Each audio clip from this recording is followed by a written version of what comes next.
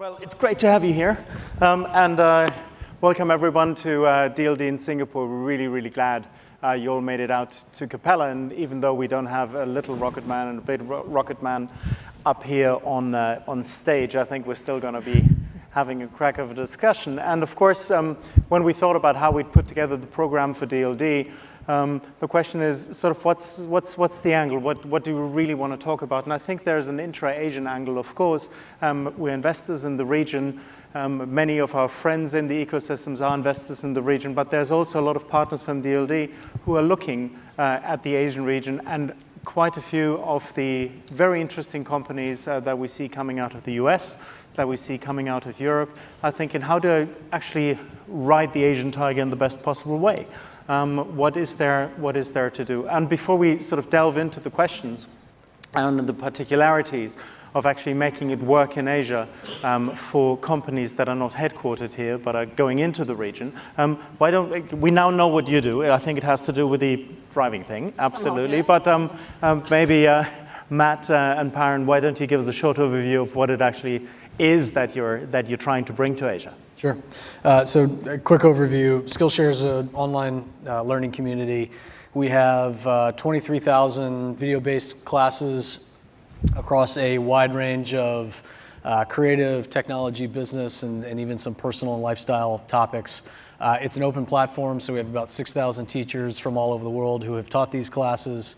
And the sort of the underpinning of our platform is there's an increasing body of research that shows that people who are naturally curious, inquisitive, lifelong learners, ultimately they are more successful, they're happier, teams perform better. There was a great Harvard Business Review article, actually the front page in the most recent issue was all about the business case for creativity. So they made my argument better than I ever could. But ultimately our platform is trying to help people connect those dots and develop both personally and professionally. So for us, in terms of Asia and where we are, there's an argument that I should be in the audience listening as opposed to being up here talking. We are in the very early stages of expanding internationally. We have done very little, some would say nothing, depending on which board member I'm talking to grow internationally, yet half of all new users are coming from abroad, from outside the US. We've got a couple very interesting markets, India being one. It's growing 400% year over year, and we don't support local Indian payment methods. So we are in the fortunate position of fish are trying to jump into the boat, and we're doing a very poor job of allowing them to do that. So as we look at international markets, we're trying to figure out what do we do broadly to support all of our international users versus where do we need to go deep, just pick a market, target a market. You made the comment of, Asia is not one market. And particularly for an online business, content business like ours, the variances in English proficiency, it's all over the map as you look across the market. So we're trying to figure out where the right entry point is for us, what the right structure, what things we do to support all international users versus very specific market targeting. Fantastic. Paran. Yeah, it's great to be here. So I'm Paran, I'm from Airbnb. As many of you know, Airbnb has a mission that is to help anyone belong anywhere. And our vision to get there is really to provide the perfect end-to-end trip. So from the moment you leave your home to go somewhere new and come back, we want to be able to help you discover things and see very authentic things. And so the part that I spend most of my time thinking about is our experiences business. So as you might know, we have this homes business, a place to stay for the night. We also think that when people go to a new place, they want something new and authentic. They want to see the place through the eyes of a local. And so with experiences, what you can do is you can take activities with local people, and you can do very many things. I've been in Asia now for 10 years. I spent some time in Japan. I've spent the last few years in Singapore, looking after originally Southeast Asia, and now looking after Asia Pacific. And one of the things we're really interested in specifically is how do you get scale and growth, but at a really high quality. And we believe that quality is going to be our differentiator over the long term. So if you think about expanding into Asia and expanding new services into Asia, how do you said not every country is the same, but if you sort of group Asia, if you have sort of China, India, ASEAN, if you have Japan, how does Airbnb think about expanding in Asia? Sort of what are the priorities? What do you do the same, and where are you slightly different? Yeah, that's a great question. I think one of the things to think about first, And I should caveat this by saying I'm the second business at Airbnb, so there's a lot of natural advantages we get from the first business, which is homes. But firstly, you look at, for a second business, like where do you have existing relationships or partnerships that you can really leverage, or where do you have some advantages that might have already been built? I think the second thing is then, how do you sequence out some of the bets that you want to make? So trying to win 60 countries at once is always going to be quite challenging. And I think it's really important to have a hypothesis or a point of view on where do you go first, and then what might be adjacent to that to then be successful. And Hildegard, at BMW, when you think about the Asian market, when did you first start actively selling in Asia? Oh, that's probably many centuries ago, not centuries, but decades ago.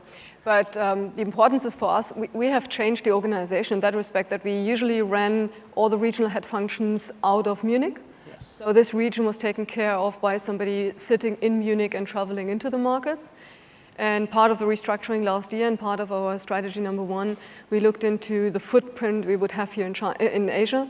Of course, we had already somebody placed in China. That was always clear and for a long time, but not really in this region, Asia Pacific. And we took the decision end of last year to build up a regional headquarter here, and with that, the opportunity really to have a bigger footprint here in the region and be part of the society rather than traveling back and forth. And I must say, after even that short time, this is a big difference. And it is different whether you just fly in for a couple of days, do your business reviews with your partners or whatever you need to do and fly back to Germany, or whether you're really living here and being part of the society. And I think for Matt, this is going to be an interesting question.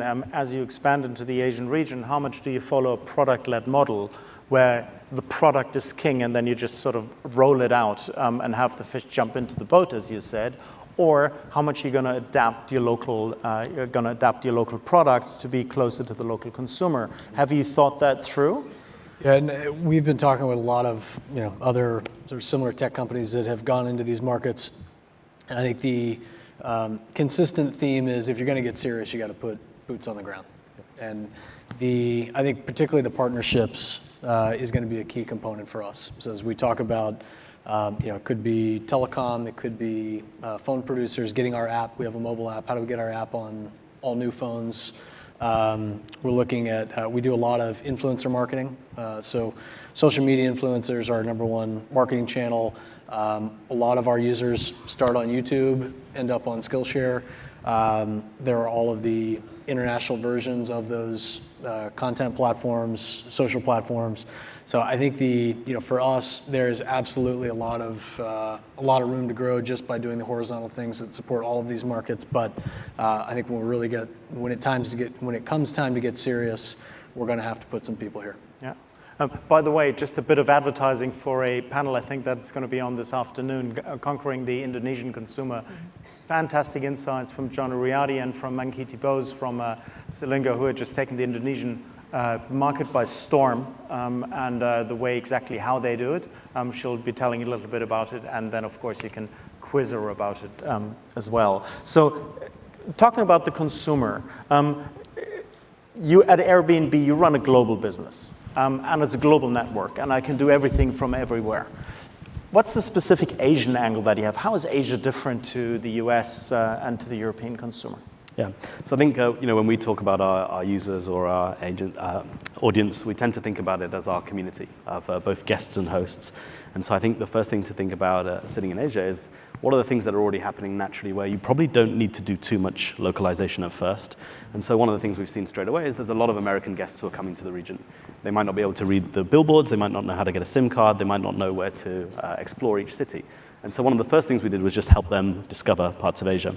But then very quickly you see other audiences start to pick up your product and even start offering feedback on how you can improve it. Right. And so one of the things we're thinking about at the moment is there's 400 million Chinese millennials who are increasingly getting passports and a passion for exploring something that's authentic. And so we're starting to think, well, that sounds like an investment that's worth making and thinking about how to serve those guests better.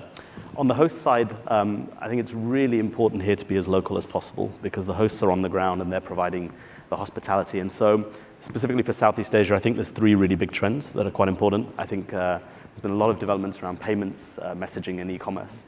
And so there's a lot of things that you can do to observe what companies in those countries are doing really well and potentially adapt them. But hands down, the best thing to do always is to talk to your community and find out what they want and figure out how quickly or not quickly you can build it for them. How is that for BMW? You talked a lot in your opening statement, a lot about the consumer. How is the Asian consumer different to the European or the US consumer who you've been selling cars to for a very long time?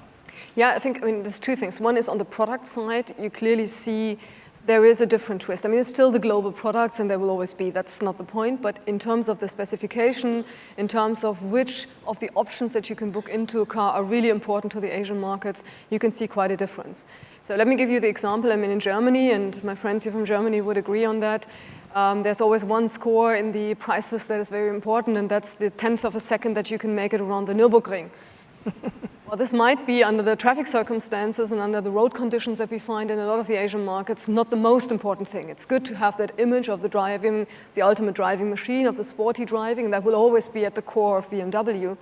But there might be other attributes more on the outside or on the interior facing, etc., that could be more important to Asian customers here. Though there is a fantastic race course just outside Singapore on the Malaysian side, and the three of us were joking just before the panel that we really want to take that thing for a spin over the lunch break. I hope that's okay. I tried to convince Steffi to do this at the racetrack, but there we go. But you're very happily invited. We have our driver training set up in all the racetracks here, so lovely. Thank more you than welcome to do this. And sorry, I was interrupting. You could even have that one for a track, no problem. Any one of you. I told you guys it was going to work on the road.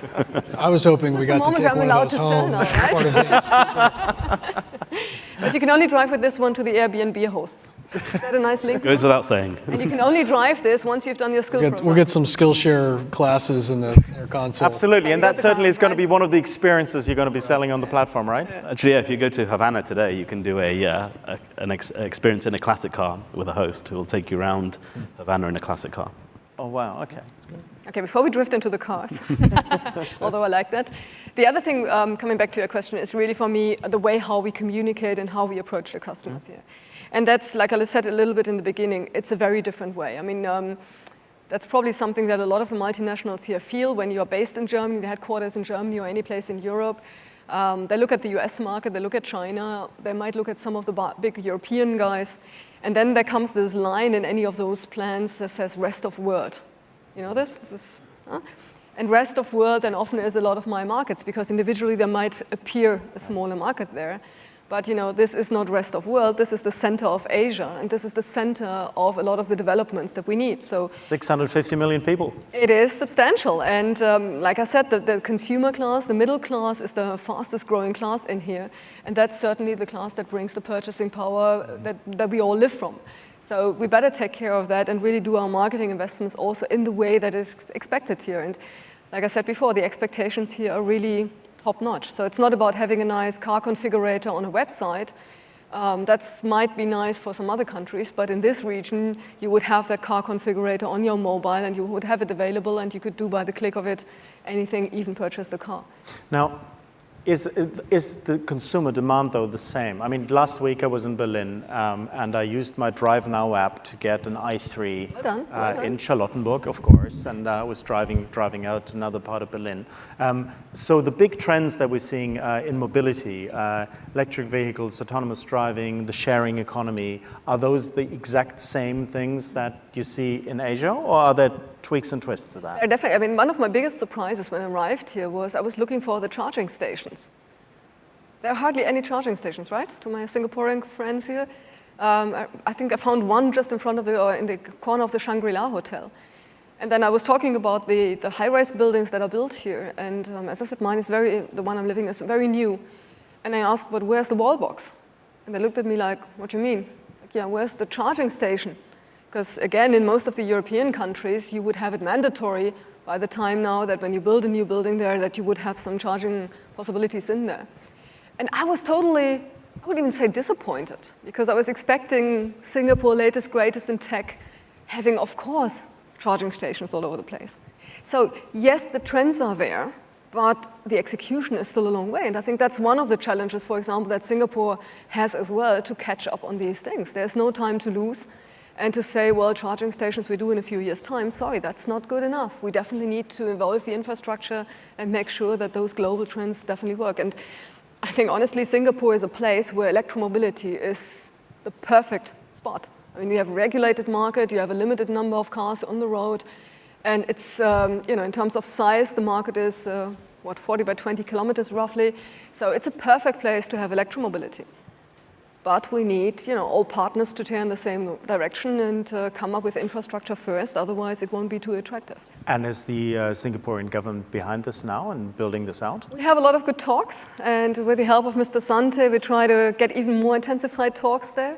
But honestly, it still needs a bit of pushing. Needs a bit of pushing. Let's talk about the next thing. Let's talk about education. Because, of course, I think one of the big reasons behind Skillshare's push internationally is that people actively, without you guys marketing it, people actively looking for educational possibilities. Mm-hmm. What type of content are Asian consumers looking for that on your platform they find particularly attractive? Mm-hmm. Yeah, that's, I think, one interesting trend. I would have expected there to be some difference in content patterns, what people tend to engage with. And this could be somewhat determined by just our historical strength within creative content, but pretty consistently the mix of content that our users engage with across markets is actually surprisingly similar. I think our demographic tends to skew millennial. So our largest demographic is 25 to 34, fastest growing is 18 to 24. Very heavily focused on creative content. About 60% of the minutes watched on the platform are focused on creative topics, illustration, design, animation, etc. The remainder is split pretty evenly between technology, business, and personal lifestyle. So the usage patterns are pretty similar. I think the interesting thing we've seen is the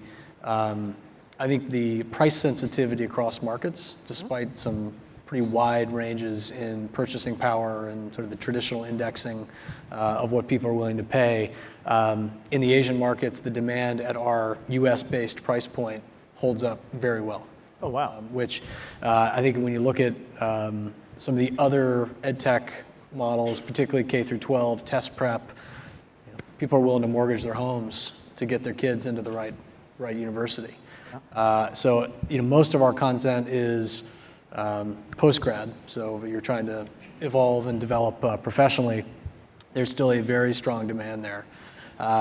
So I think as we look at these markets, our questions are where are we going to see the differences within that millennial, creative, digital native user base? Payments is a huge one. Right now, one of the ways that we make it extraordinarily difficult to use Skillshare is you got to have a credit card. So as we look at all of the payment models in Asia, we're way behind there. So we've got to do some catch up. But I think in terms of the types of content and the appetite for content, the global nature is actually very appealing. Mm-hmm. If you are a budding designer in Japan, being able to watch the class taught by the designer in Serbia or Chicago or South America, there's a very strong draw there. Yeah. I think that global nature of that demographic certainly works in our favor. Now, like Airbnb, you operate a marketplace model where you have supply, a large curated supply, and you have a very large piece of demand. Now, so far, if I look at the platform, the demand is becoming very international. The supply is still very American. So is actually, that something that you're working on? It's been shifting. So we're about 60% of our teachers are now actually based outside the U.S. So that is, so the way our platform works, anybody can come in and teach. So we do some curation and moderation of the classes coming in to make sure that they meet our expectations and they meet the quality bar that our members are looking for. But we have a surprising amount of content coming in from Western Europe, Eastern Europe, South America, Asia. And again, because it's significant, it's shifted towards creative topics. There's some very interesting flavors and areas of focus within the design community in these different markets, and that cross-pollination is really valuable. Now, being on the content side, of course, that is very much a cultural product. And that also has to do a lot with language. And here comes my next question, both to you, Per, and to you, Hildegard. How do you tackle the language issue? I mean, there is a very clear sort of marketing to the top 1% in English. That is one marketing strategy. But then the question is, how do you actually capture the mass market? And I guess for Airbnb, it is an international platform, which by and large needs to work in English, otherwise you're going to have the Tower of Babel. But again, large countries call for their own local solutions. So maybe we start with you. How do you think about language? Yeah, I mean, you're absolutely spot on. I mean, this is a diversity, again, in this cultural landscape here that is tremendous. I mean, there's at least 10 different languages I would still say are mandatory, plus all the different smaller ones. Yes, luckily, English is a common denominator. So yes, you can do a lot of the communication, of course, in English. And that eases life a bit. However, there are a lot of things going on that you really need to be specific. And if you really talk down to the shop floor, if you really talk about retail, if you really go into the digital applications, you need to be really down to the languages. So yes, we offer this in any of those languages, and we go down to the local level. And I think that's really important. But just to give you one example, I mean, if you think of Australia, and again, one of those perceptions we might have from a more European perspective, 30% of my consumers in Australia are Chinese. So one of the largest campaigns I'm doing in Australia is the Chinese New Year campaign. I probably would not have thought that when I was working in Munich. Yeah. Absolutely. How about Airbnb? Yeah, this has been a real challenge for us. So about 18 months ago in Asia Pacific, we were in 10 markets. And at that time, we were scratching our heads, thinking about how do you get high quality scale. And now we're in close to 200 markets across Asia Pacific. So we've had rapid scale across the last 12 to 15 months. I think one of the things we realized is, probably in the past, translation was enough. I think now translation is not enough. It's about localization. And so there's a number of things that need to happen here. One is people need to be able to read and write on your app. They need to be able to view content. But also, you need to start thinking about payments. You need to start thinking about where are people spending their time online and offline. And one of the really interesting things about Airbnb is the entire product is not just what you see in the app or on the website. A lot of the product, especially on experiences, is what you experience offline. And so you start to think about how do you make lives easier for some of the hosts and the guests when they're during that offline process. Okay. Now, let's talk about one of the issues that a lot of companies start figuring out once they're here and they suddenly get smacked with it, and that is regulation. Because a lot of our business models, be it on the online side, be it on the offline side, expanding through ASEAN, regulation becomes an ever larger hurdle, inhibitor, whatever you want to call it. Now, here in Singapore, the world is relatively easy, and a lot of people say this isn't really Asia, it's Singapore. And then you move into other countries, you suddenly try to do business in Vietnam and Indonesia, and life gets a little bit trickier. How do you deal with the shifting regulation in these markets? Absolutely spot on. I mean, that is one of the challenges we have. And by the way, I would not say that life is all that easy in Singapore. Yes, there is an ease of business, but also there are certain changes and certain regulations that don't make our life too easy. I mean, trying to sell luxury brand cars in a market that is completely regulated and limited is a challenge, I can tell you. Yeah. And certainly there are always surprises, but that's probably one thing that I've learned over the last year. Doing business here in Asia, and especially in Southeast Asia, means always be prepared for some surprises. So things can come up overnight. If you look at the recent elections, for example, in Malaysia, I don't think that too many people expected a 92-year-old to become head of it again. And all the consequences with the GST exemption, the tax vacation, etc., are things that happen pretty unpredictable. So yes, you need to be extremely flexible. You need to be really local. You really need to be in it to understand it and to get into it. And then really adopt your business model in a very flexible and a very quick way. So there is no everlasting business philosophy. You cannot set up your business model and say, this is it, and we run it across Asia. Because remember, there's not that one thing Asia. It's very different. It's very diverse. And you need to have specific approaches there. And yes, of course, any organizational forms that try to evolve that business on a multinational way, like ASEAN, like some of the other activities going on in this region, are very helpful and should be further supported. But it is still a long way to go in order to really come out of this complexity. Okay. Now, little Bert has told me that regulation and Airbnb that's an interesting topic. So how does regulation affect you in the Asian markets? I can talk a little bit about that. If you take a step back for a minute, I mentioned we have a very strong company mission, and we use a bunch of core values to kind of guide decision-making day to day, and two of those that really stand out for me. One is being a host. And so what that means is the approach is very collaborative. It's around having discussions and trying to understand how people are feeling about some of the changes that we're seeing in society and what's their perception of it. So I think that's very important. I think the second thing is around championing the mission and really going back to helping anyone belong anywhere. And so the way this kind of plays out is a lot of the discussions that we have with governments are very collaborative. We're trying to form partnerships and really want to listen to understand what some of the concerns are. Okay, and when you talk about regulation and actively managing regulation, is that something that you set up through your corporate headquarters? Is that something that you manage locally? Both. So there is certainly strong support from headquarter perspective, but we have certainly a local team here in the Singapore office functioning like a type of hub. But then we also have governmental experts in each and every of the markets. So even in markets where we operate via an importer, where we don't have our own sales company in there, we would always have somebody advisory on the governmental relations side, external affairs. Yeah. Okay. And that's important, like you say. I think the only way through this as a company is going through collaborating and trying as best as possible to understand, but then also to show what are the opportunities and what could trade look like, what could opportunities arise if you come into this cooperation style. Is that the way you do it at Airbnb as well? Yeah, I think you need local people on the ground because these are very rarely one company issues. There's if it's around a certain vertical or category, there's a number of players involved. And so I think it's important to have everyone around the same table having those discussions consistently. Okay. Now, let's give Matt some help here. He wants to expand into the region. He has consumers who are buying his services despite the fact that he doesn't do a bit of advertising for it. So he's going to expand in Asia. Where should he settle? And you have more lawyers than we have employees. So just to set the stage a little bit. Okay, so he's going to set up in Asia, and a millennial-oriented product, an education product. Where should he go? This is great. It's great. Yeah, I mean, let's get some benefit for you out of this. How much do I share is the question. Look, I think it's back to something I said earlier. I think you've really got to pick your bets and really kind of sequence out and stage some of those bets. And so I think it's worth looking at a number of trends about what's going on in the world.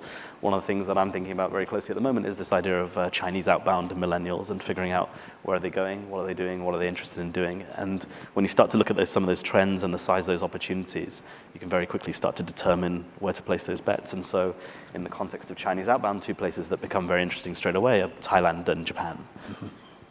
Thailand and Japan. Is that the same advice from BMW, from you, Hildegard?